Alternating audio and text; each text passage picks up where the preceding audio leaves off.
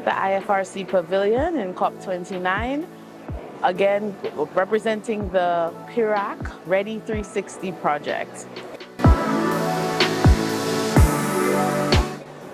The Ready 360 project focuses on disaster resilience in the Caribbean and involves the work of all the Red Cross societies in the OECS.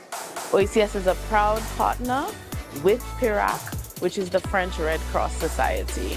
The Ready 360 project has many different components, including preparation of disaster risk management plans, testing of new and innovative technologies for disaster resilience, for example, water desalination, but also building up a new warehouse that is going to be a model warehouse to prepare for disasters in the OECS region. The OECS is proud to partner with PIRAC and all the other partners involved in the Ready 360 project, and we hope that this project continues to highlight the needs of the Caribbean region, but also to offer solutions and to help our entire region adapt to the harmful impacts of climate change.